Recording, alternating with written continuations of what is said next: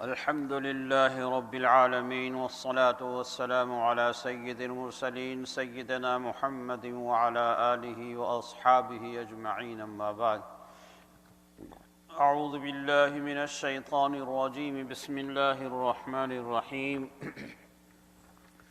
قل هو الله أحد الله الصمد لم يلد ولم يولد ولم يكن له كفوا أحد صدق الله العظيم۔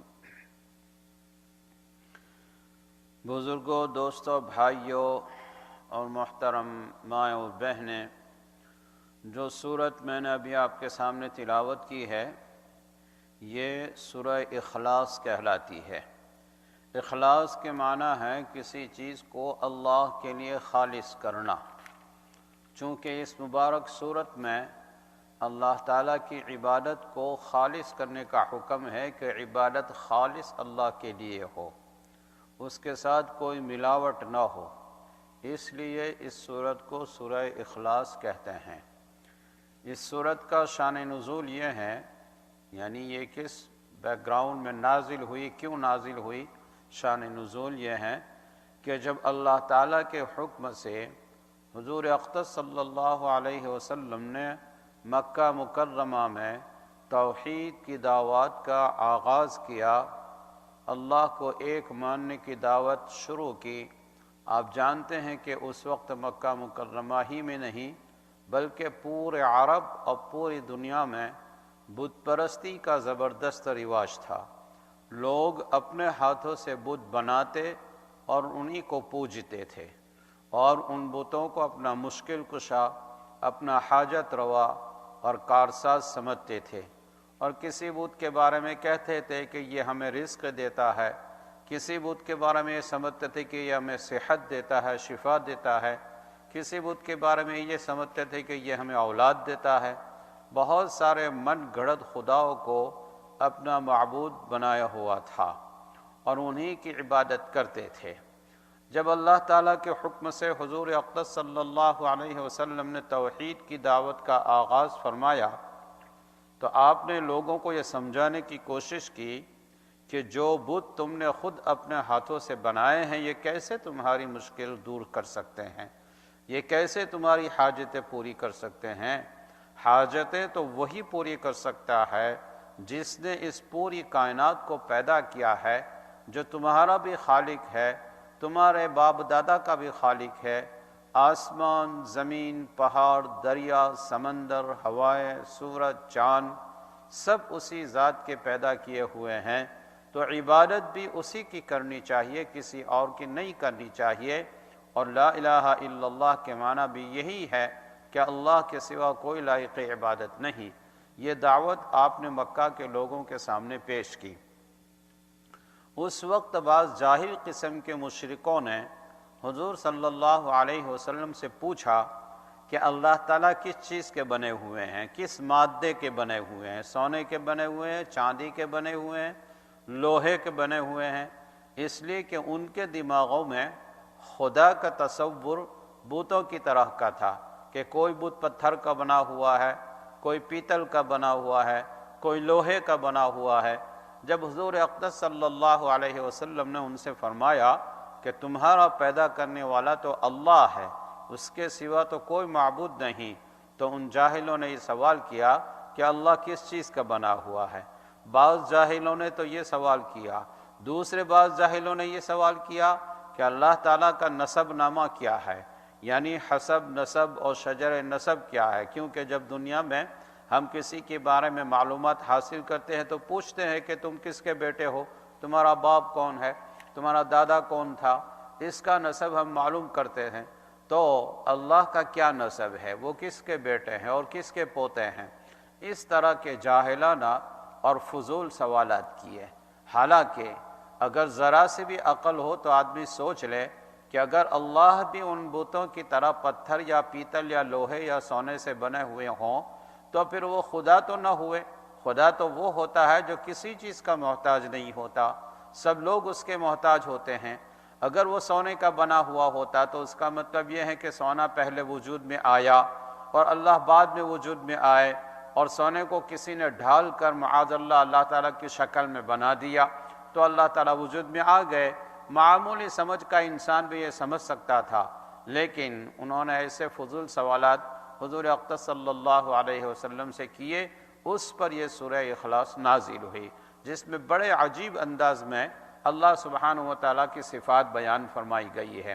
ایک حدیث میں آتا ہے کہ ایک مرتبہ حضور اقدس صلی اللہ علیہ وسلم نے صحابہ کرام رضی اللہ تعالیٰ عنہم سے فرمایا کہ تم لوگ سب جمع ہو جاؤ، میں تمہارے سامنے 1/3 قرآن کی تلاوت کروں گا، یعنی قرآن مجید کے پورے 1/3 1/3 کی تلاوت کروں گا۔ جب صحابہ کرام جمع ہو گئے تو حضور اقدس صلی اللہ علیہ وسلم نے ان کے سامنے سورہ اخلاص کی تلاوت فرمائی، اور پھر فرمایا کہ سورہ اخلاص 1/3 قرآن کے برابر ہے۔ اس لیے فقہاء کرام نے اس حدیث سے مسئلہ نکالا ہے کہ اگر کوئی شخص سورہ اخلاص کی تلاوت کر لے تو 1/3 قرآن کی تلاوت کرنے کے برابر ثواب ملتا ہے، جس کا مطلب یہ ہے کہ اگر کوئی شخص 3 مرتبہ سورہ اخلاص کی تلاوت کر لے تو گویا اس نے پورے قرآن کریم کی تلاوت کر لی ہے۔ اس کا مطلب یہ نہیں کہ پورے قرآن کریم کی تلاوت نہ کرے، اس لیے کہ ظاہر ہے کہ پورے قرآن کریم کا جو ایک منشا ہے وہ اس کا جو ثواب ہے وہ الگ ہے۔ چنانچہ آپ نے دیکھا ہوگا کہ جب کسی کے لیے ایصال ثواب کیا جاتا ہے یا کسی کی قبر پر جا کر سلام کیا جاتا ہے تو سلام کے بعد 3 مرتبہ قل هو اللہ پڑھ کر اس کا ثواب میت کو پہنچایا جاتا ہے، کیونکہ یہ ایسا ہو جائے گا جیسے پورا قرآن شریف پڑھ کر اس کا ثواب پہنچا دیا۔ ایک حدیث میں آتا ہے کہ ایک صحابی اپنی نمازوں میں قل هو اللہ احد بہت کثرت سے پڑھا کرتے تھے۔ حضور اقدس صلی اللہ علیہ وسلم نے ان سے پوچھا کہ تم بہت کثرت سے پڑھا کرتے ہو، اس کی کیا وجہ؟ انہوں نے کہا کہ یا رسول اللہ مجھے اس سورت سے بہت محبت ہے۔ حضور اقدس صلی اللہ علیہ وسلم نے فرمایا حبک ایہا ادخلک الجنہ، یعنی تمہارا اس سورت سے محبت کرنا، تم جو اس سورت سے محبت رکھتے ہو یہ تمہیں جنت میں داخل کر دے گی۔ بہرحال اس اعتبار سے اس سورت کی بڑی فضیلت ہے۔ ایک حدیث میں آتا ہے کہ حضور اقدس صلی اللہ علیہ وسلم نے فرمایا کہ اگر کوئی شخص یہ سورت صبح شام پڑھا کرے تو اللہ تعالیٰ اس کی حاجتوں کے لیے کافی ہو جاتے ہیں، اور فرمایا کہ رات کو آدمی اس وقت تک نہ سوئے جب تک یہ 3 صورتیں یعنی قل هو اللہ احد، قل اعوذ برب الفلق اور قل اعوذ برب الناس کی تلاوت نہ کر لے۔ احادیث میں اس سورت کی یہ فضیلت وارد ہوئی ہے۔ بہرحال یہ سورت بڑی عظیم سورت ہے، اگرچہ مختصر ہے مگر بڑی جامع ہے۔ اس سورت کا ترجمہ و مطلب سمجھیے۔ پہلی آیت تو ہے قل هو اللہ احد، قل کے ذریعے حضور صلی اللہ علیہ وسلم کو خطاب ہے کہ محمد آپ کہہ دیجئے، یعنی جو لوگ آپ سے فضول سوالات کر رہے ہیں، کوئی یہ سوال کرتا ہے کہ اللہ کس چیز کے بنے ہوئے ہیں، کوئی سوال کر رہا ہے کہ اللہ کا نسب نامہ کیا ہے، ان سب سے کہہ دو کہ بات یہ ہے کہ اللہ تو ایک ہے۔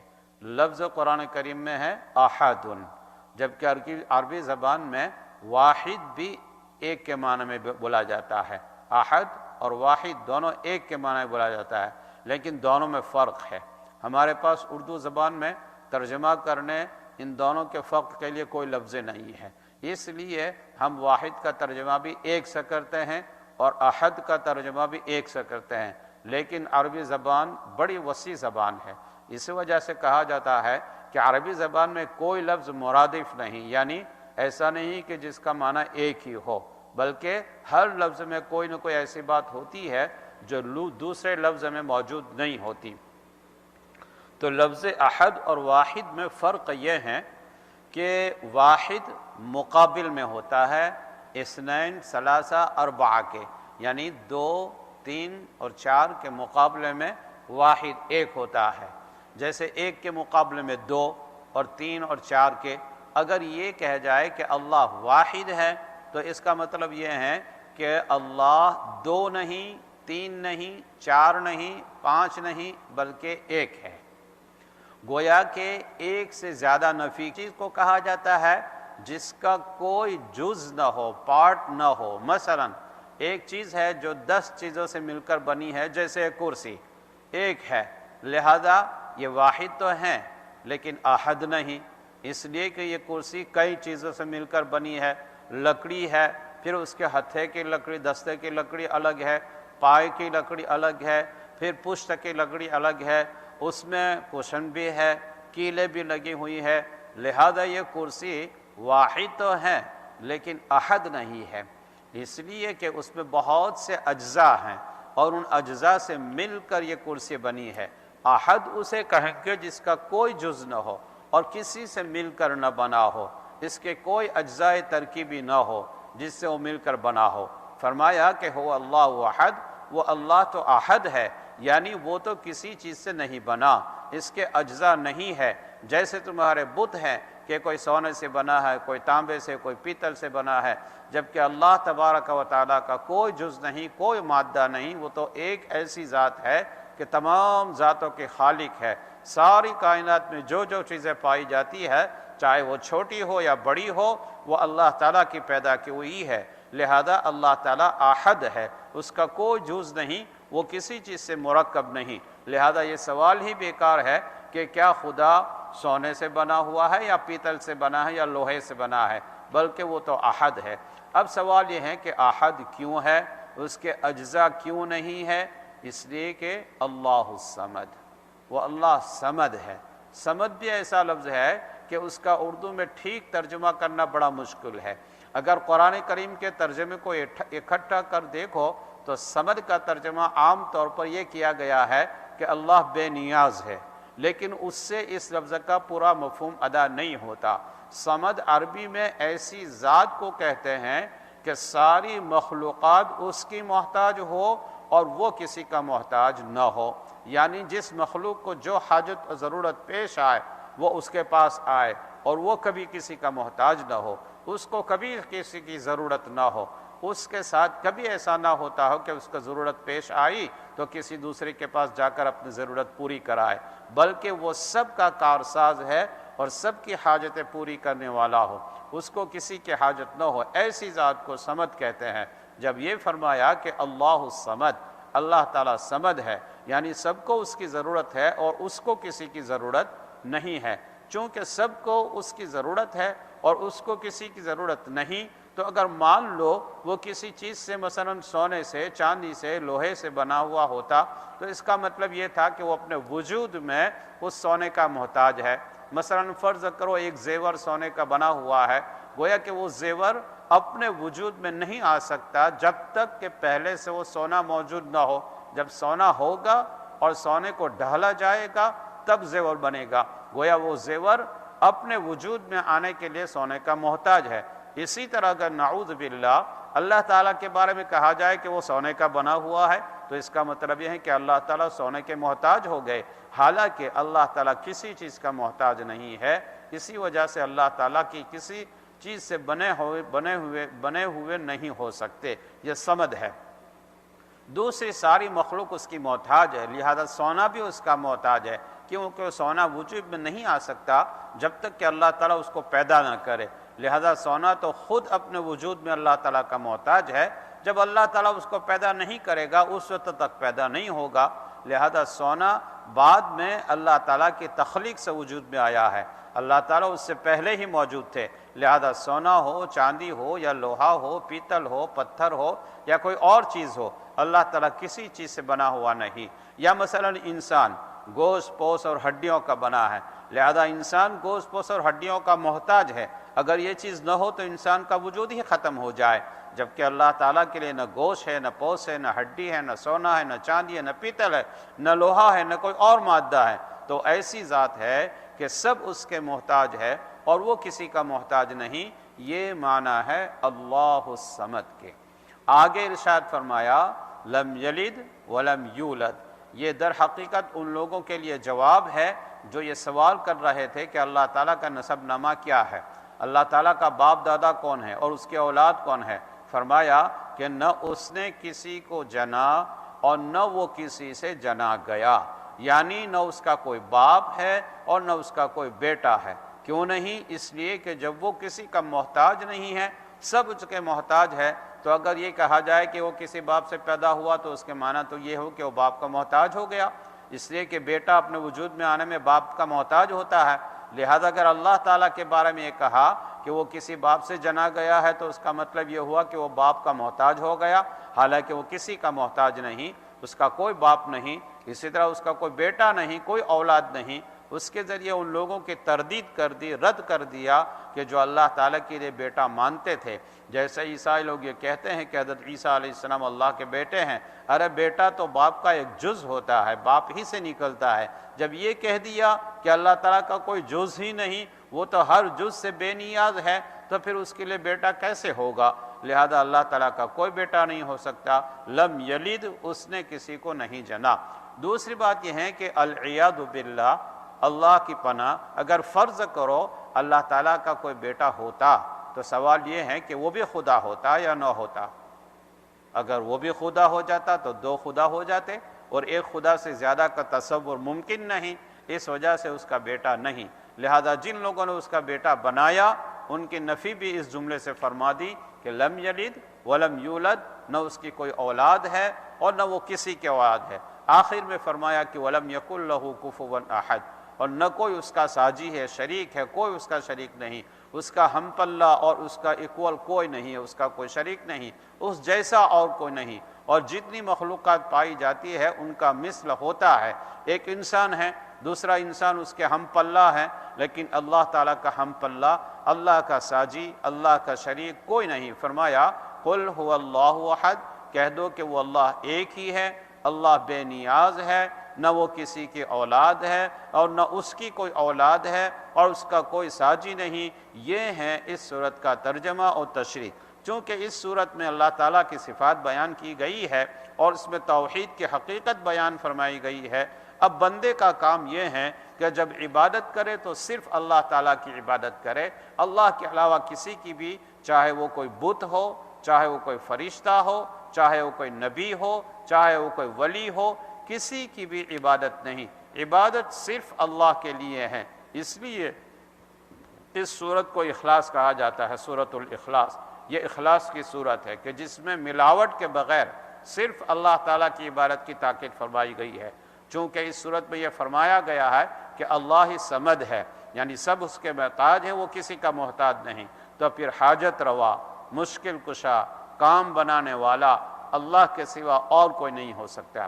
اگر حاجتیں پوری کرے گا تو وہی کرے گا، مشکل دور کرے گا تو وہی کرے گا، بگڑی بنائے گا تو وہی بنائے گا۔ لہذا اللہ کے علاوہ کسی اور کو حاجت روا، مشکل کشا، کارساز، بگڑی بنانے والا نہیں کہا جا سکتا، کیونکہ یہ اللہ تعالیٰ کے ساتھ شرک ہو جائے گا۔ اللہ تعالیٰ کے ساتھ کسی اور کو وہ صفت دے دی جو صفت اللہ تعالیٰ کے ساتھ خاص تھی۔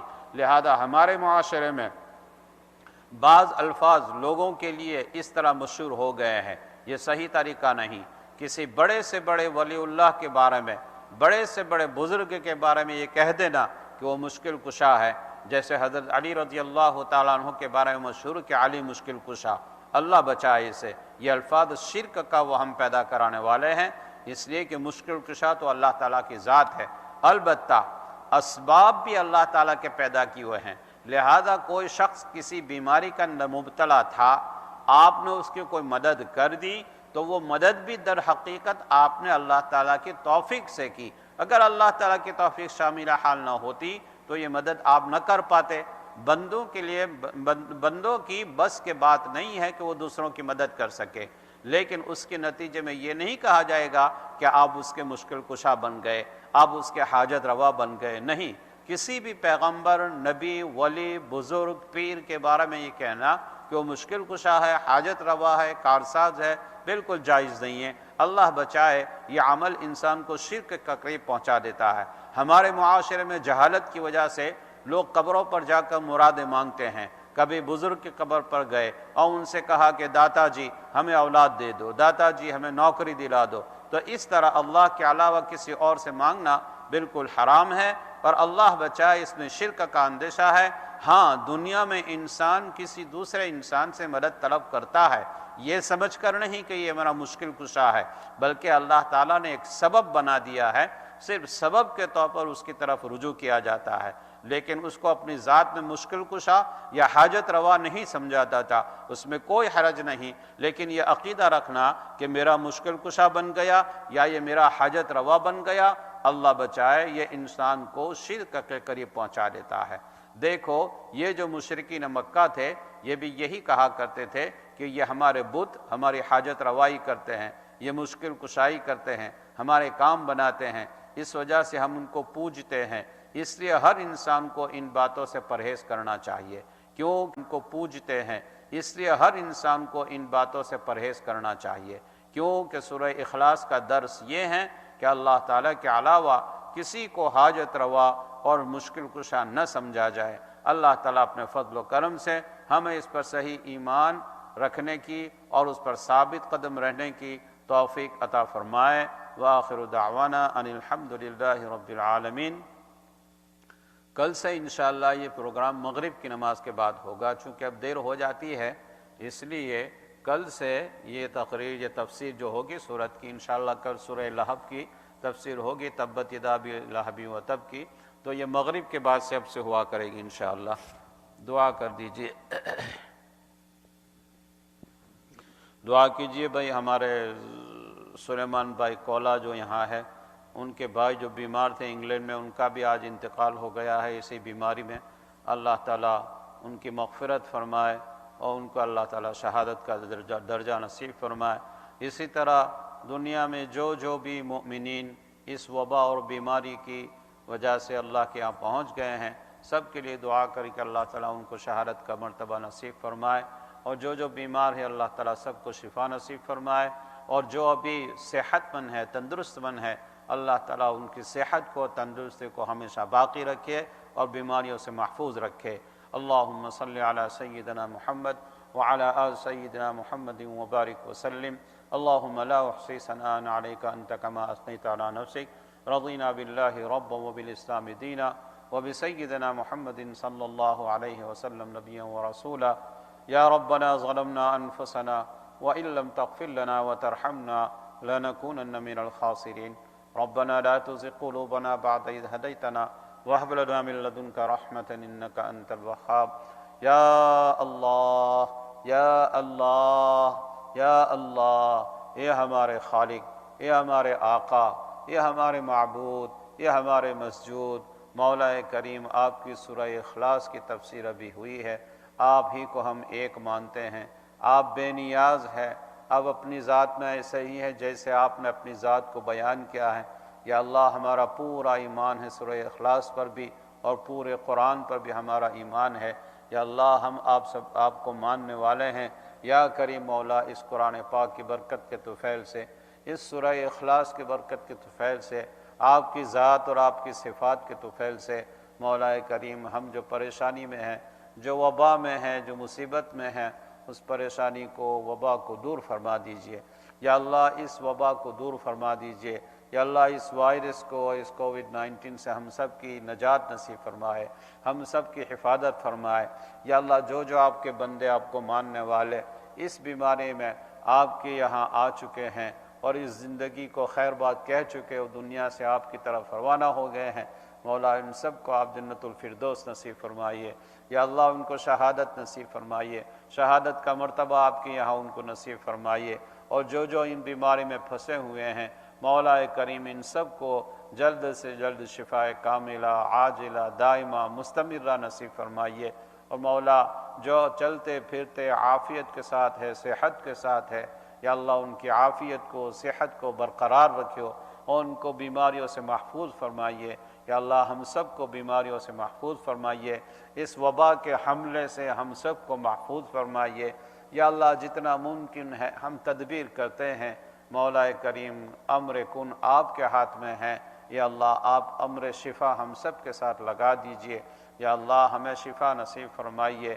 یا اللہ ہمیں جسم میں قوت و طاقت نصیب فرمائیے۔ یا اللہ ایسی قوت و طاقت نصیب فرمائیے جو آپ کی عبادت کے لیے ہمیں لگا دے۔ اے کریم مولا ہم آپ کی ایک ایک نعمت پر آپ کا شکر ادا کرتے ہیں، ہم آپ کی ناشکری نہیں کرتے۔ یا اللہ ہمیں اطاعت پر لگا دیجئے، آپ کی اطاعت پر لگا دیجئے، آپ کے رسول پاک محمد کی اطاعت پر لگا دیجئے۔ مولا کریم اسلام جیسا خوبصورت مذہب آپ نے ہمیں نصیب فرمایا ہے، اس کی قدر کی ہمیں توفیق نصیب فرمائیے۔ یا اللہ ان کے ایک ایک عمل پر عمل کرنا ہمارے لیے آسان فرما دے، ان کے سارے احکام پر عمل کرنا ہمارے لیے آسان فرما دیجئے۔ یا اللہ قرآن کریم کے سارے احکام پر عمل کرنا ہمارے لیے آسان فرما دیجئے۔ نفس کے اور شیطان کے پھندے سے اور شرارت سے ہماری حفاظت فرمائیے۔ اے کریم مولا، گناہوں سے ہماری حفاظت فرمائیے، معصیت اور نافرمانی سے ہماری حفاظت فرمائیے، ہمیں پاک دامنی کی زندگی نصیب فرمائیے، خوش اخلاقی کی زندگی نصیب فرمائیے، خوش مزاجی کی زندگی نصیب فرمائیے۔ یا اللہ ایک دوسرے کے ساتھ ہمدردی، موانست اور محبت کی زندگی نصیب فرمائیے، آپس کی دشمنیوں سے ہماری حفاظت فرمائیے۔ یا اللہ آپس کی عداوتوں سے، کینہ سے اور منافقت سے ہماری حفاظت فرمائیے۔ یا اللہ ہمارے دلوں کو صاف فرما دیجئے، یا اللہ ہمارے دلوں کو صاف فرما دیجئے، یا اللہ ہمارے دلوں کو اپنے نور سے منور فرما دیجئے۔ یا اللہ آپ اپنے نور سے ہمارے دلوں کو منور فرما دیجئے۔ یا کریم مولا، ہمیں آپ کا قرب نصیب فرمائیے، آپ کا تعلق نصیب فرمائیے۔ یا اللہ آپ کا استحضار ہمیں نصیب فرمائیے۔ مولا تقوی والی زندگی ہمیں نصیب فرمائیے۔ یا اللہ تقوی والی زندگی ہمیں نصیب فرمائیے۔ مولا کریم، گھر بیٹھے ہوئے ہیں گھر میں، یا اللہ ہم سب کو گھر کو ہی مسجد بنانے کی توفیق نصیب فرما دیجئے۔ اور ہماری التجا ہے مولا، آپ سے التماس ہے مولا کہ رمضان کے آنے سے پہلے اس کو ختم کر دیجئے اور ہماری مساجد کے دروازے کو آپ کھول دیجئے۔ یا اللہ ساری مساجد کے دروازوں کو آپ کھول دیجئے اور ہمیں یا اللہ پورے اجتماع کے ساتھ، جماعت کے ساتھ نماز ادا کرنے کی یا اللہ سعادت نصیب فرمائیے۔ یا اللہ نمازوں کو جماعت کے ساتھ مسجد میں ادا کرنے کی ہمیں سعادت نصیب فرمائیے، ہمیں محروم نہ فرمائیے مولا، ہمیں محروم نہ فرمائیے مولا، ہمیں محروم نہ فرمائیے۔ یا اللہ آپ ہم سے راضی ہو جائیے، یا اللہ ہمیں بھی راضی کر دیجیے آپ۔ یا اللہ ہم سب آپ کے بندے ہیں، آپ کے پیدا کیے ہوئے ہیں، یا اللہ آپ کے نبی کے ماننے والے ہیں، ہم سب کو بھی آپ راضی فرما دیجئے۔ اے کریم اللہ، جب تک زندگی ہے نیک اعمال کے ساتھ، ایمان و اسلام کے ساتھ گزارنے کی ہمیں توفیق نصیب فرما، اور جب یا اللہ آخری وقت آئے تو ایمان کے ساتھ خاتمہ فرما۔ اے اللہ ایمان کے ساتھ خاتمہ فرما، اچھی موت نصیب فرما، بری موت سے، اچانک کی موت سے ہماری حفاظت فرما۔ اے کریم اللہ، موت کے بعد کے بھی سارے مرحلے ہمارے لیے آسان فرما، سب میں کامیابی نصیب فرما، حشر کے میدان میں بھی یا اللہ کامیابی نصیب فرما، قیامت کے میدان میں ہمارے نامہ اعمال ہمارے داہنے ہاتھ میں نصیب فرما، اور نبی پاک صلی اللہ علیہ وسلم کی شفاعت کبریٰ ہمیں نصیب فرما، آپ کے دست مبارک سے ہمیں جام کوثر پینا نصیب فرما۔